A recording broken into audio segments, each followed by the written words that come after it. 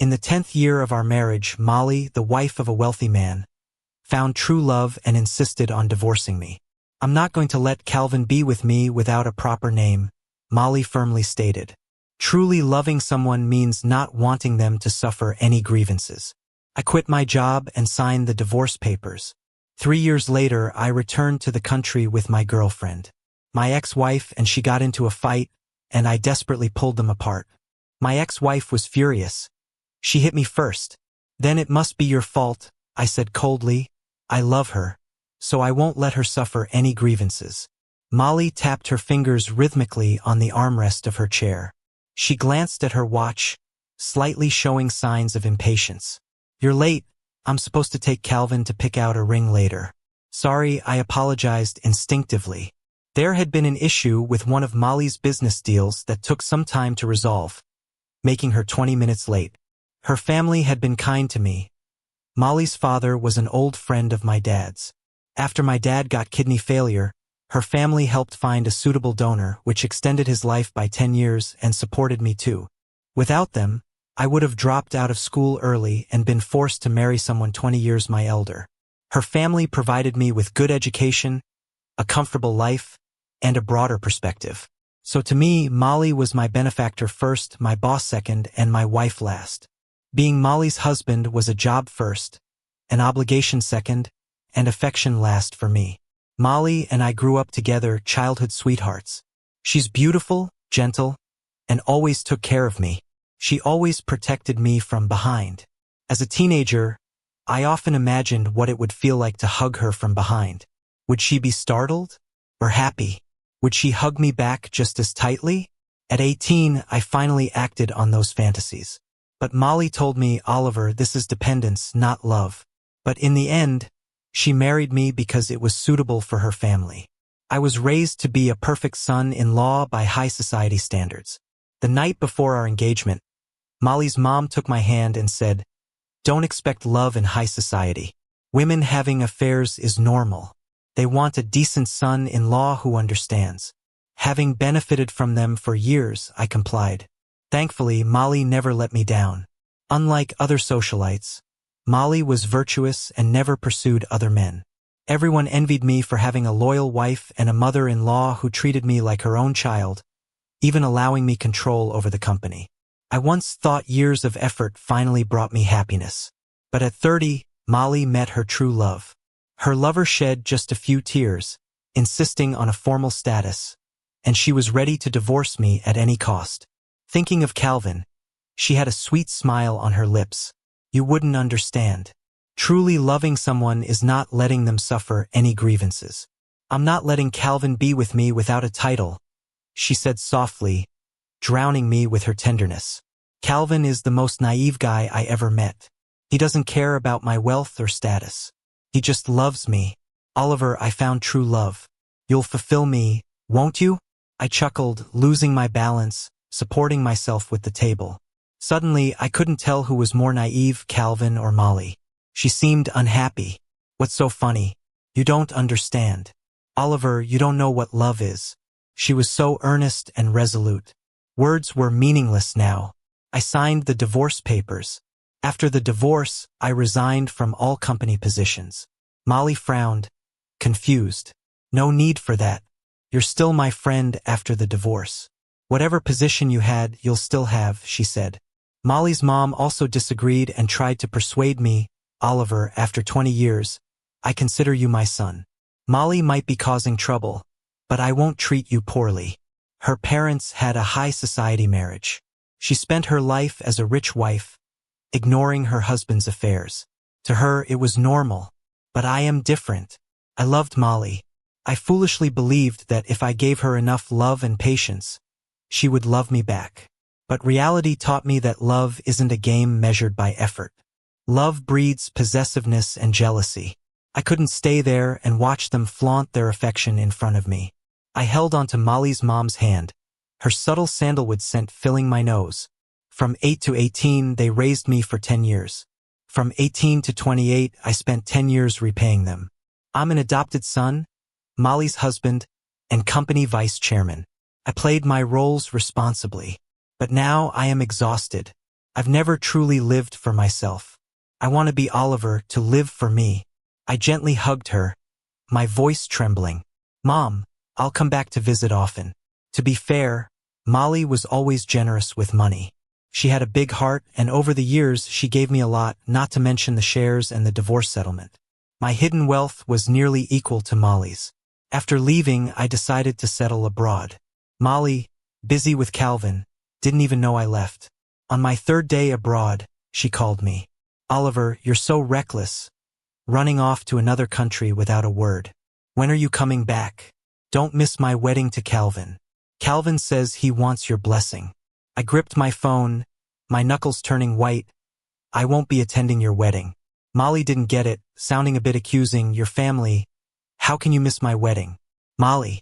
My eyes welled up and there was a lump in my throat. Don't you think you're being cruel? Later, my younger brother David called me a lot. He was crying on the other end. Bro, I'm sorry. If it wasn't for me, she wouldn't have divorced you. It's all my fault for making the wrong friends. Calvin was David's college classmate. Because they got along so well, David brought Calvin home. Just that one encounter, and Calvin and Molly hit it off.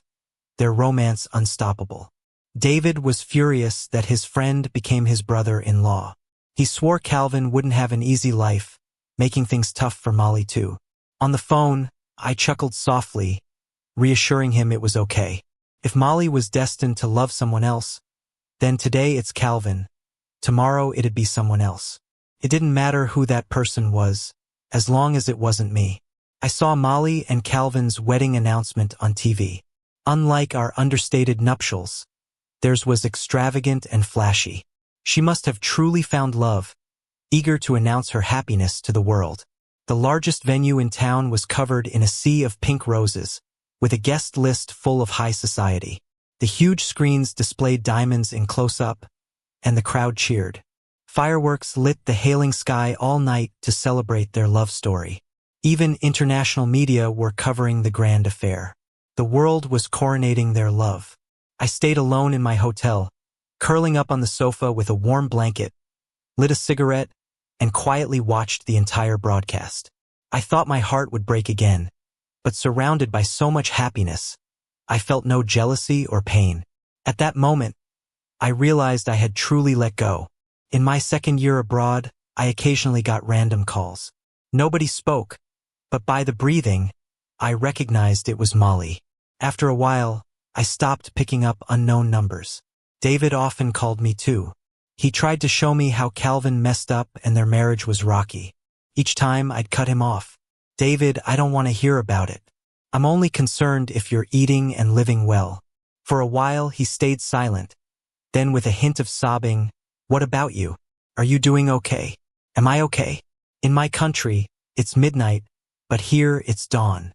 I looked to my side, seeing the morning light gently on her face. She breathed steadily, sleeping soundly. Linda wore herself out last night. I took her hand, interlocking our fingers. Smiling slightly, I told David I'm doing great. 3 years later, I returned.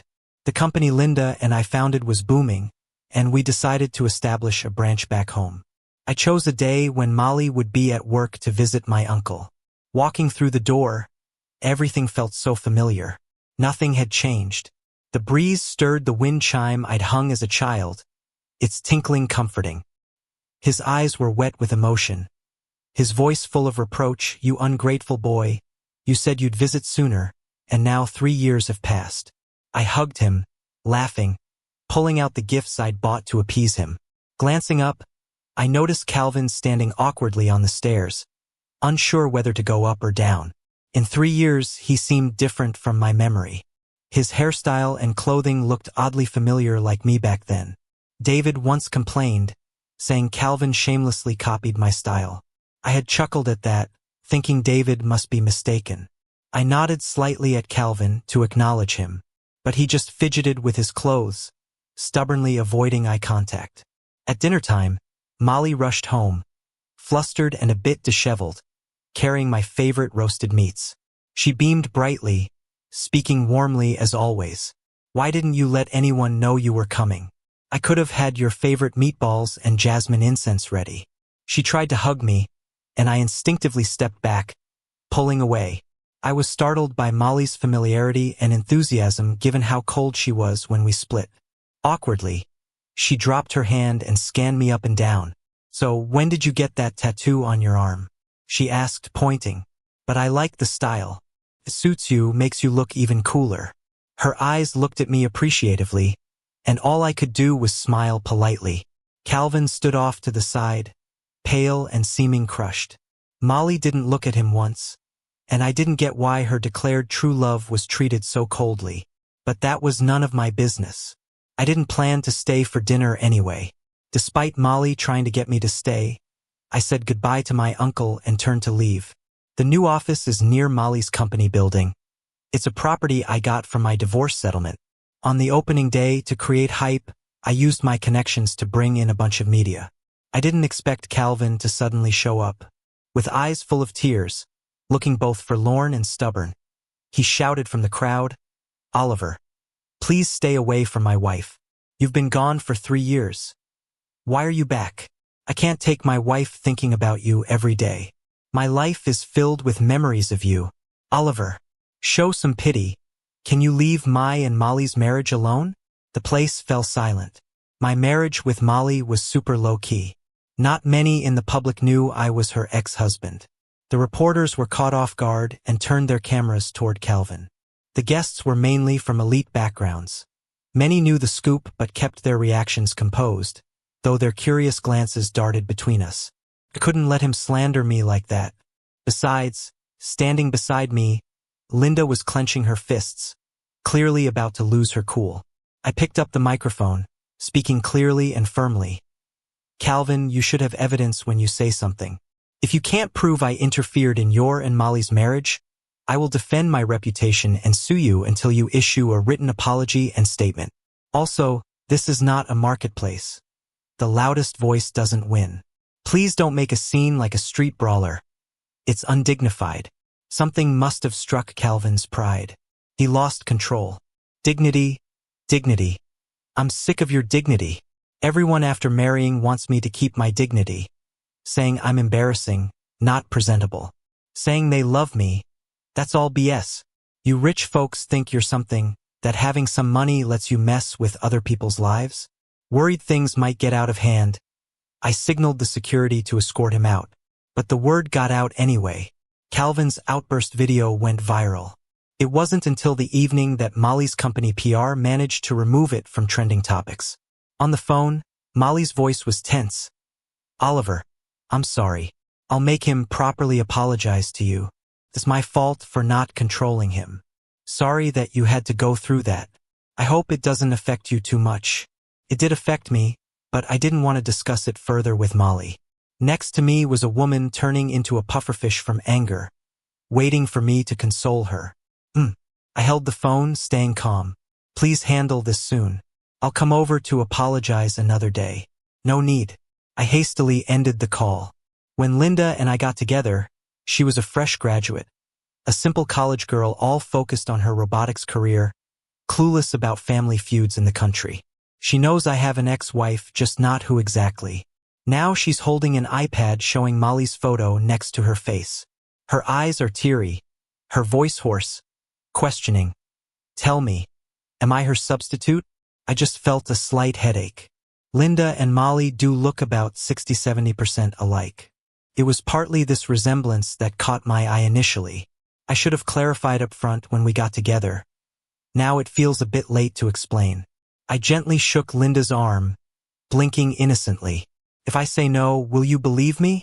Though they look similar, they're entirely different individuals." Linda is sunny, fresh, full of energy, her smile genuine and kind. Molly, in contrast, is gentle, respectful but detached. Her smile always seemed a bit insincere. Linda's eyes flashed with jealousy. "I don't believe you, unless you prove it." Grabbing her arm, I kissed her earlobe. Linda's breathing suddenly grew faster. She pushed me onto the couch. "Even if I am a substitute, it doesn't matter. It's not true. Anyway, the one by your side now is me. When a woman is filled with jealousy and envy, even the gentlest one might get rough." Lying by the bed, Linda calmed down, wrapped in a towel, handed me a cup of warm water, and started working on her laptop. The cold screen light shone on her sharp profile. Suddenly, I spoke, "You're very different from Molly." I didn't look her way, instead turned over, gazing at the ceiling. I didn't notice her stop typing mid-action. She might seem gentle and well-raised, but she's incredibly self-centered. She wouldn't wait for me to come home, wouldn't leave a light on for me, nor hear my pointless ramblings. I loved her for over 10 years, but she claimed I didn't know what love was, only to turn and marry some guy she'd known for just a month. When I divorced her, I thought I'd never meet someone who'd truly love me. But then I met you. Love is caring, tolerance, trust. It's your kisses when I get home. It's the porridge you make for me in the morning. I turned, propped against a pillow, my upper body lifted, smiling. Love is when we went grocery shopping yesterday, and the thing I just glanced at ended up in the cart. Love is you seeing me in your eyes, knowing what matters to me. Linda, I love you. It has nothing to do with Molly. If there is any connection. I paused. Linda stayed stiff, not turning her head back. I softened my voice. It's that she makes you shine brighter, more worthy of my love. Linda's tense body relaxed, though her tone remained fierce. You're really smooth with your sweet talk. I was sneakily watching Linda's reaction. She was talking tough, but the smile on her lips was hard to hide. How I met Linda was pretty normal. I had just moved abroad and signed up for a community college course to make some local friends. The apartments near the community college were pretty old, but they were close to school. I'm not picky, so I found a place that seemed safe enough and moved in. One day, coming home, I saw a tin dog sitting outside my door. It looked like a regular decoration piece. As I got close, the dog's eyes suddenly flashed electronic red, and it started barking at me in a mechanical way, snapping its mouth as it came running toward me. Startled, I kicked it away. Linda heard the noise and came downstairs from her unit. She was in a simple white dress and scratched her head when she saw me, looking pretty embarrassed. Sorry about that. Did it scare you? It's just a toy I made for fun. I forgot to bring it back in. Yeah, it did freak me out a bit. Not just the robot dog, but also Linda's face. In the sunlight, her smile was like a brighter version of Molly's. I couldn't help but turn serious. You're the neighbor upstairs? Could you walk a bit lighter at night? It's a bit disturbing. It wasn't a huge deal, but since it happened, I thought I'd mention it. Linda's face turned bright red. She bowed and apologized. Sorry about that. I'll definitely watch it from now on. That night, while I was cooking, she knocked on my door. With a big grin showing off her bright white teeth, she said, "It smells amazing. Mind if I join for dinner?" She was holding a basket full of high-quality fruit. I don't freeload, here's something for you. Closer neighbors are better than distant relatives. So I agreed to her joining for dinner, hoping to make a friend. Bit by bit, we grew close. One night when we were together, she confessed. That mechanical dog was intentionally left at your door. Handsome neighbor, since the first day you moved in downstairs, I was thinking about how to meet you. I watched her in surprise. And here I thought you were such an innocent girl. The next day, Calvin posted an apology video on social media. It looked like someone was holding a knife to his throat. He was reading from a script showing no sincerity. I didn't even finish watching it before tossing my phone aside. I wasn't keen on learning about Calvin and Molly's drama, but in social circles, it's a small world. You're bound to bump into people. So, to avoid being caught off guard like when Calvin suddenly approached me that one day, I sat down patiently and listened to David complain. Those two were full of passion at first, but they were from different worlds. David took a sip of his bubble tea and began his 2-hour rant. At the start, Molly liked taking Calvin to parties. People around them would give Molly face, tolerating Calvin's seemingly innocent but actually shallow comments. Over time, differences due to social class began to surface. Calvin didn't understand much and knew nothing about business. Molly didn't want to teach him either. She assumed any man standing by her side should naturally get it. Calvin had to figure things out on his own, without proper guidance. Pretending to know what he didn't only embarrassed Molly further. On top of that, Calvin's family was a bottomless pit. To pay off his gambler father's debts, Molly forked out at least 20 million.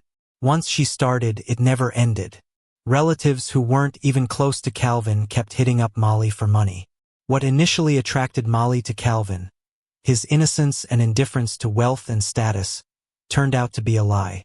Was Calvin really indifferent to wealth and status? No, he just hadn't experienced real wealth and status. He maxed out a card with a 2 million limit every month, buying junk. The initial thrill faded, and Molly grew impatient. She stopped taking Calvin out. Once, Calvin secretly followed her to a dinner and saw some lively girls surrounding Molly, trying to amuse her. He lost it and caused a scene. He even pointed at an important business partner and accused them of cheating on their wives. Because of that drama, Molly became a laughingstock in her circle. David's tone was full of disdain when he got to this point. My sister has never been so embarrassed. She dragged Calvin out and really let him have it. Want to know what she said? David was animated, gesturing and mimicking Molly. We've been married a year, and you still can't distinguish wine glasses, and you keep making mistakes with accessories. Where's your head at? If you were half as good as Oliver, I wouldn't feel so embarrassed to bring you out. You can't even stay at home and reflect, and yet you dare cause embarrassment in public. Aren't there enough people gossiping? Your whole family are leeching relatives, living off me, and now you dare make a scene outside. Who gave you the guts? Molly was raised with a lady's education, so for her to call out a man like that was harsh. But isn't it kind of her own fault too? I set my teacup down, perfectly calm. They'll just keep living like that, a bickering couple. David pursed his lips, glancing at me, like he had something to say but held back. Just spit it out, I can handle it. Once, my sister got drunk and called out your name. Calvin lost it. David watched my reaction and, seeing no response, continued, I mention you all the time. My dad mentions you all the time. My sister mentions you when she's drunk. Calvin probably couldn't take it anymore. Later on, he started copying the way you dress. Probably wants to be like you, but my sister isn't buying it at all. She thinks he looks ridiculous just trying too hard. It's been 3 years since the divorce, and somehow, I'm still part of their games. Honestly, I'm kinda honored. I get why Calvin reached out to me. Having me, the perfect husband, around makes him look worse. He's blaming the issues in their marriage on me, acting like I'm the reason for their problems. But seriously, it's not my fault. It feels like being blamed for something I didn't do. David cautiously called out, brother-in-law. You need to drop that title. I stopped him, told him to call me Oliver. David looked really upset. I'm just used to it. Brother-in-law, do you think you and my sister could get back together? He sounded hopeful. I replied, sounding firm as a rock. Even if the earth crumbled and she was the only woman left, it'd never happen. Then, I felt a warm gaze behind me. Linda stood there, smiling, her eyes filled with warmth and love. You could have told me we had guests coming, she said, so I could have bought more food. That night, David stayed for dinner with us. Through all the lovey-dovey moments with Linda, he finally got that I've moved on. Before leaving, he suddenly grabbed my arm. Sounding a bit gloomy, he said, brother-in-law, you and my sister are both family. Even though I want you together, I really hope you can be happy. I'll bless your future. David might be on board, but Molly? Not so much. Linda met Molly while picking out an engagement ring. I left for a restroom break, and they were at each other's throats when I got back. Two otherwise decent women ready to throw down. Molly's face twisted in anger. Why are you with him? Linda didn't back down, clutching Molly's collar. He loves you? Did he tell you he loved me for 10 years? Molly sneered. I thought Oliver found someone special. Seeing your face, I get it now. You're just a stand-in. I can't even stand to look at you talking about love. Linda's face darkened, and she slapped Molly. Molly looked shocked. Who insisted on divorce for her true love? Now you act all noble.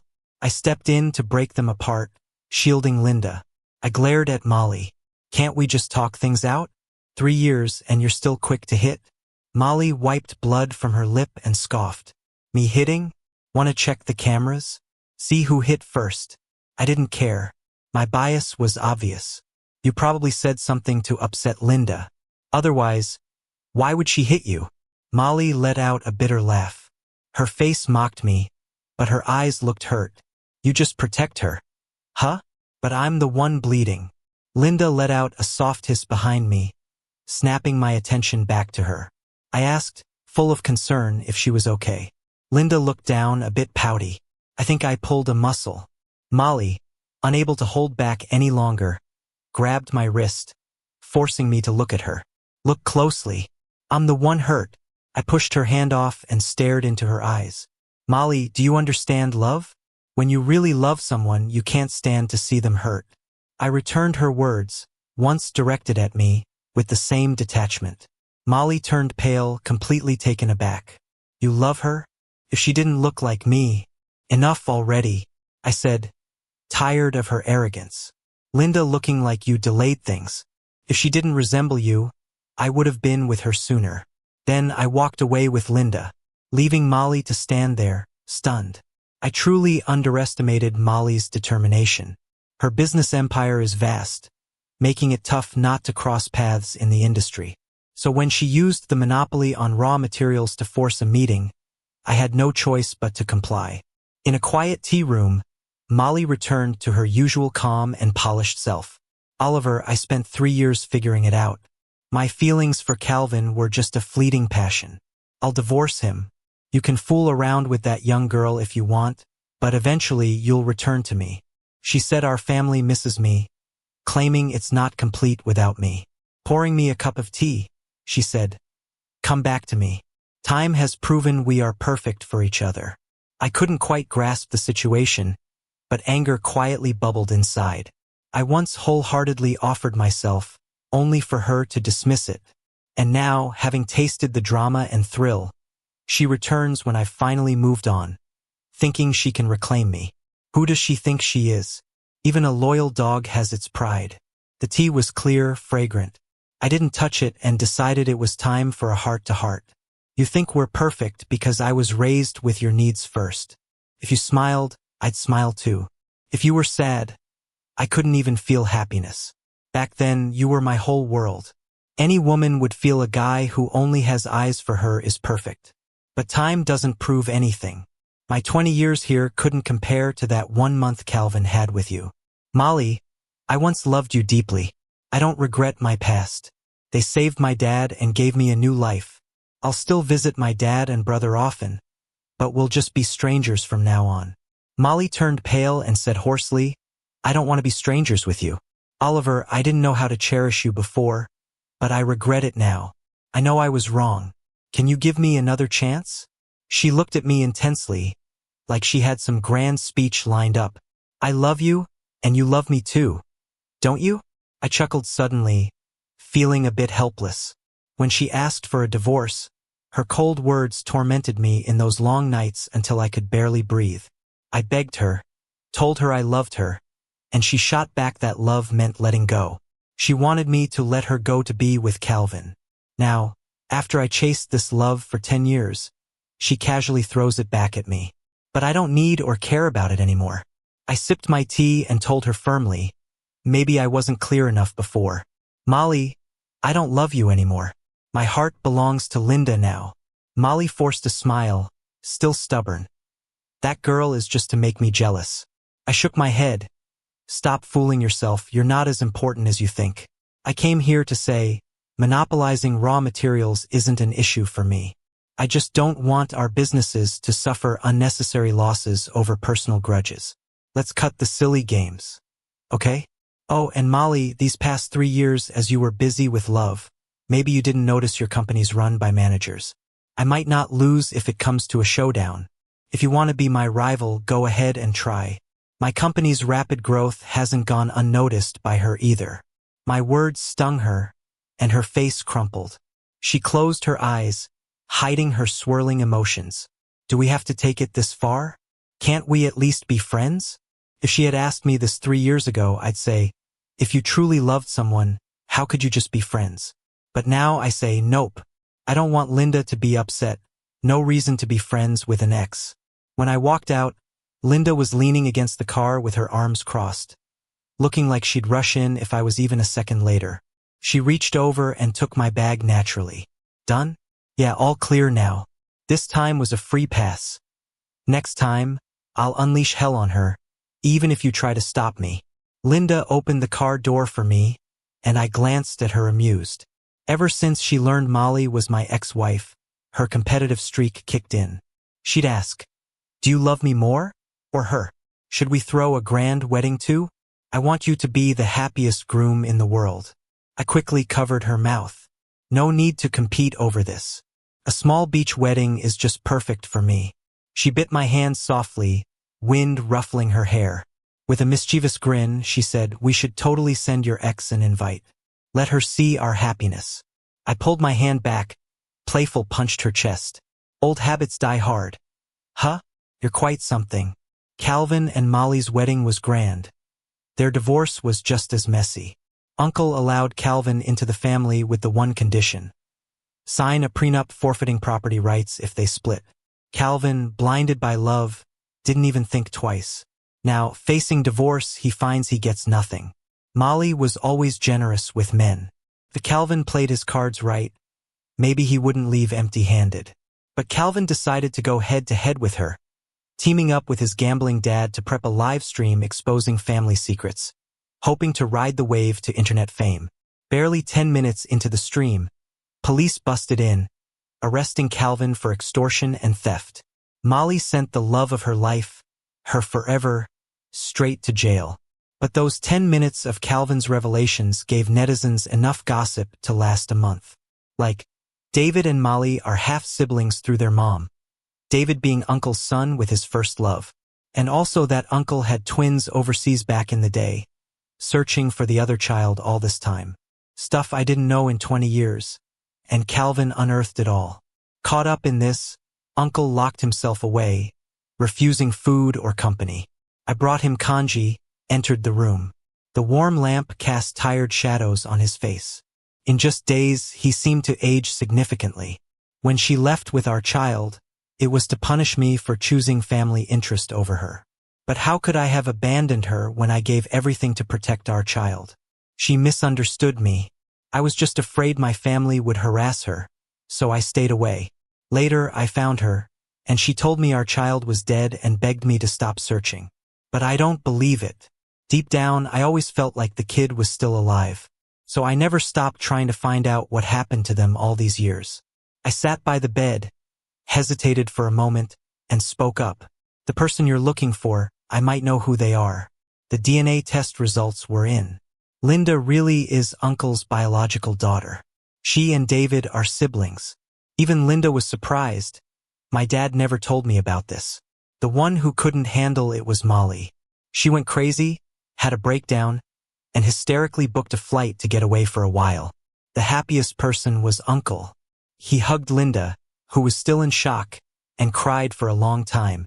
Finally, he shook my hand, smiling through his tears. Oliver, after all this, we're still family. Before I married Linda, I overheard her talking to Molly on the phone. "Sis, which flower supplier do you trust? I want to order something special for my husband." "Hey, I'm asking you because you've been married twice, got a bit more experience, right? That big wedding you had was such a show. I'm just here to learn from you." Sure enough, the room was silent before I heard Molly scream on the other end. "Get lost." On our wedding day, David was my best man, and Uncle watched from the audience. While Linda slipped the ring onto my finger, I noticed Molly at the back of the crowd, staring at me. Then she left, looking lost. I turned back to the love of my life. I leaned in and gave her a kiss. "Linda, I love you. Thank you for loving me."